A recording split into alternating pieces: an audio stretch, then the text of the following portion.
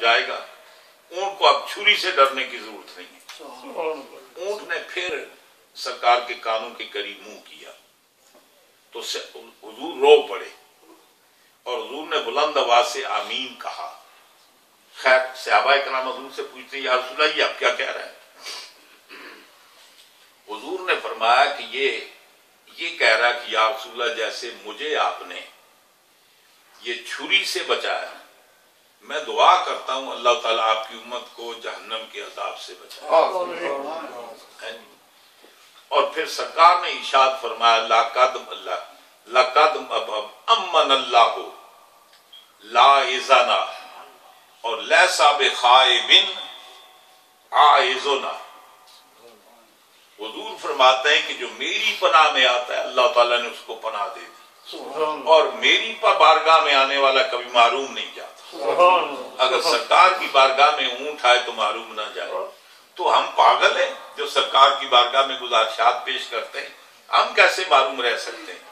اور اسی واقعے کو علامہ اقبال وہ اونٹ کے واقعے پر اشارہ کرتے ہیں، نہ جہاں میں مجھ کو امان ملی، جو امان ملی تو کہاں ملی، میرے جرم ہائے سیاہ کو تیرے عفو بندہ نواز میں، میرے جرم ہائے سیاہ کو تیرے عفو بندہ نواز میں۔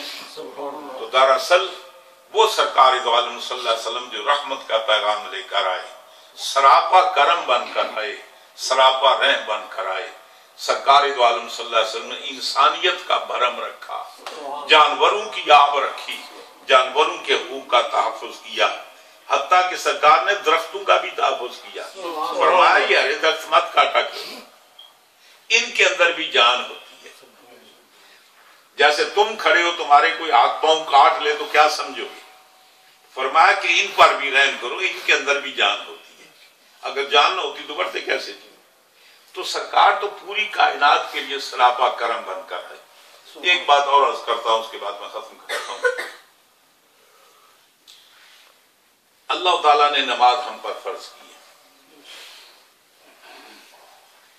ارشاد فرمایا کہ ورکعوا مع الراکعین، رکوع کرنے والوں کے ساتھ رکوع کرو۔ کیا کرو؟ یعنی جماعت کے ساتھ پڑھو۔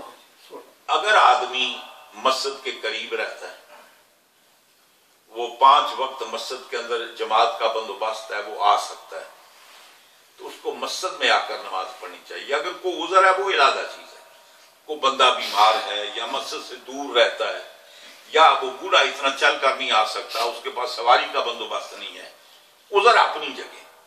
جیسے کہ شریعت کا مطالعہ کا حکم ہے کھڑے ہو کر نماز پڑھو، اگر کھڑے ہو کر نہیں پڑھ سکتے تو بیٹھ کر پڑھ لو، بیٹھ کر نہیں پڑھ سکتے تو لیٹ کر پڑھ لو، اگر رکوع سجود نہیں کر سکتے تو اشارے سے پڑھ لو۔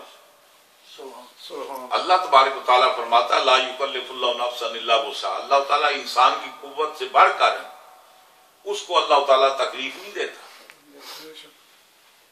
جماعت کے ساتھ نماز پڑھو۔ تو نمازیں کتنی فرض ہیں؟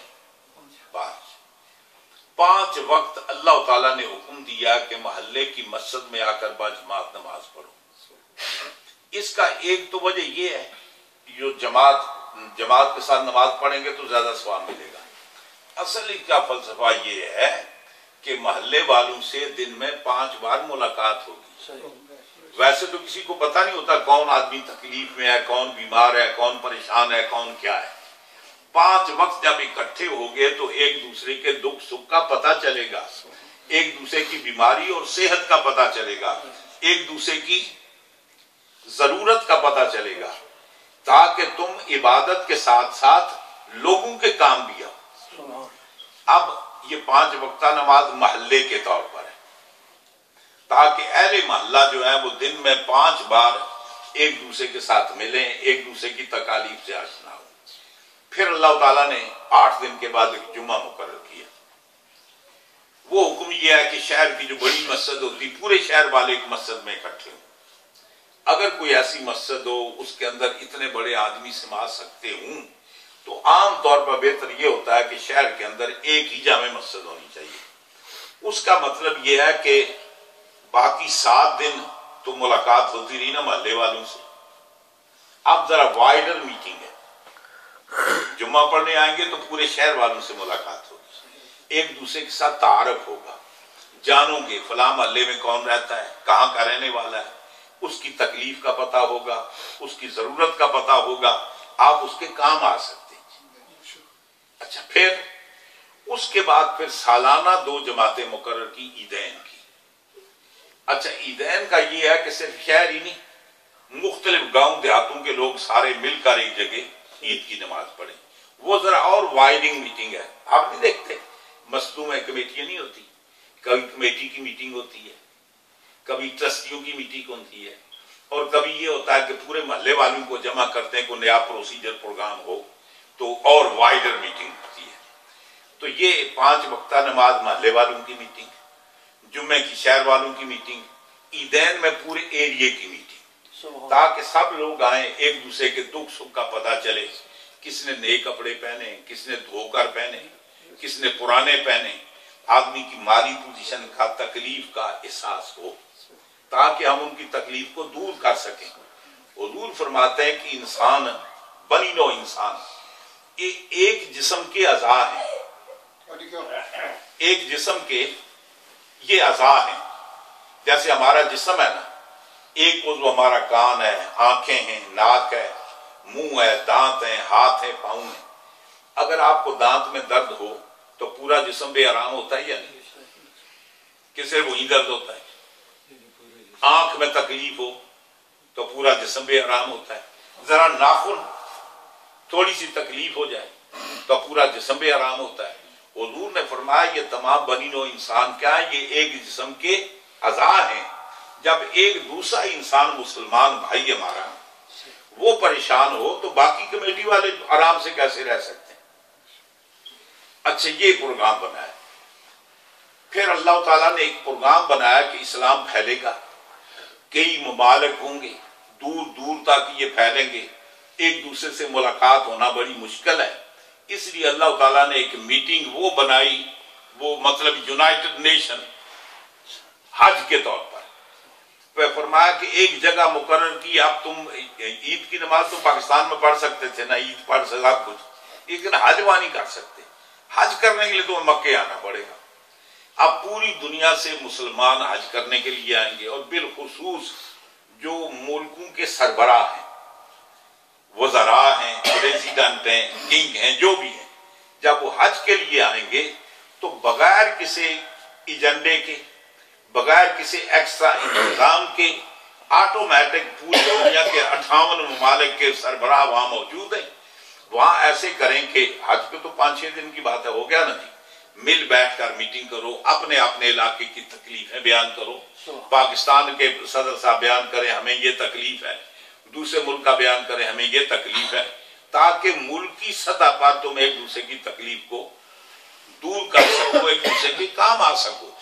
تو یوں سمجھیے کہ اللہ تعالیٰ نے ہمارے لیے یہ مسلم یونائٹڈ نیشن، مسلم یونائٹڈ نیشن کا بندوبست کیا، جو سال کے بعد اللہ نے حج مقرر کیا، اور وہ ایک ہی جگہ، تاکہ پوری دنیا کے مسلمان جمع ہوں، ایک دوسرے سے ملاقات بھی کریں، ایک دوسرے سے تعارف بھی کریں، ایک دوسرے سے حالات بھی معلوم کریں، اور اگر ان کے ملکی حالات ٹھیک نہیں ہیں تو ایک دوسرے کی مدد بھی کریں۔ تو دراصل عبادات کے اندر بھی انسانی بھلائی کا ایک عنصر موجود ہے۔ تو آج جو میں نے گزارشات پیش کی، مجھے امید ہے کہ آپ کو یہ بات یاد رہے گی۔ ایک تو یہ بتایا کہ ہمارا جو دین ہے وہ صرف نماز روزے کا نام ہے۔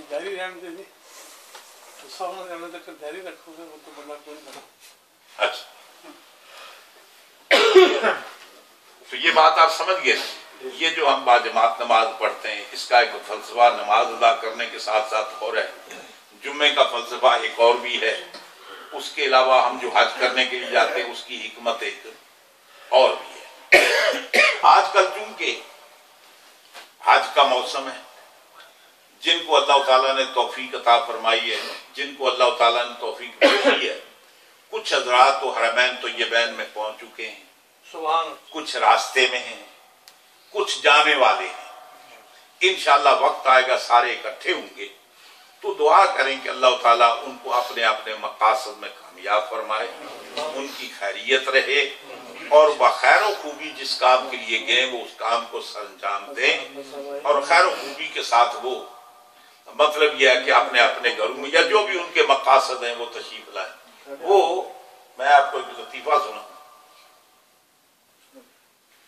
اب میں کیونکہ آپ کو نہیں جانتا کہ آپ کہاں کہاں کس کس علاقے کی کہاں کہاں رہنے والے، سبحان اللہ۔ بہرحال میرا غریب خانہ ڈڈیال ہے، آزاد کشمیر میرپور ضلع ڈڈیال، مکان بھی ڈڈیال میں۔ ڈڈیال میں بحیثیت خطیب کے میں جمعہ پڑھاتا تھا، تو چند ایک لوگ حج کے لیے آئے، تو مجھے کہنے لگی آپ دعا کریں کہ ہمارے لیے جی۔ میں نے دعا کی جمعے کے بعد کہ سبھی عزا دعا فرمائیں کہ اللہ تعالیٰ ان کو خیریت سے لے جائے، خیریت سے حج کا فریضہ ادا کریں اور خیریت سے یہ واپس تشریف لائیں۔ اب حج میں جانے والوں کے اندر ایک ملک صاحب تھے، ان کا نام تھا ملک احمد، ڈڈیال کے جی۔ ہاں، ان کا بیٹا میرا خیال آپ جانتے ہوں گے، ملک اسلم نام ہے، اردو نام تھا، وہ اسکول ٹیچر بھی اور کبڈی کا بڑا پلیئر تھا جی۔ میری اس کی عمر تقریباً سیم یام اسکول میں اکٹھے پڑھتے تھے۔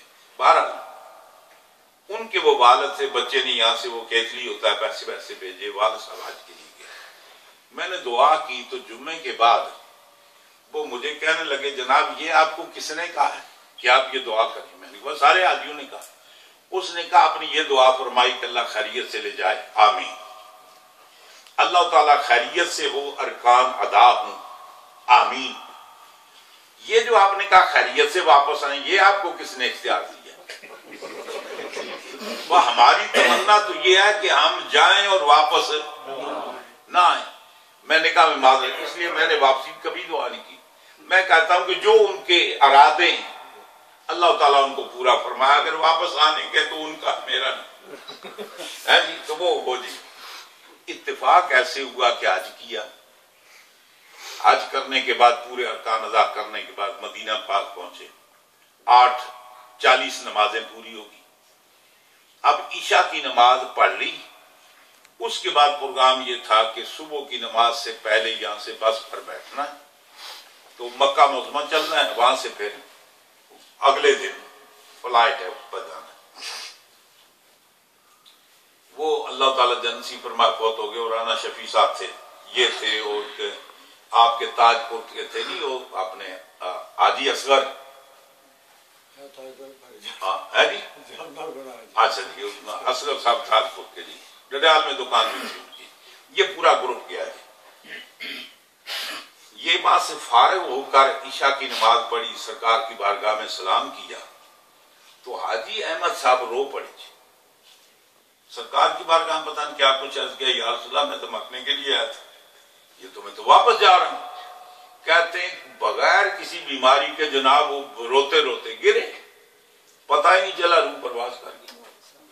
اور پھر ہمیں ایک دن اور رکنا پڑا، پھر باقاعدہ ان کی تجہیز و تکفین کی، جنت البقیع میں ان کو دفن کیا، اور اس کے بعد پھر ان کا جو سامان تھا لے کر ہم ساتھ آ گئے۔ تو مقصد یہ ہے کہ ایسے بھی لوگ ہوتے ہیں جی جو یہ تمنا لے کر جاتے ہیں، زندگی بڑی جی لی ہے، اب آخری وقت وہاں اگر سرکار کا پڑوس نصیب ہو جائے۔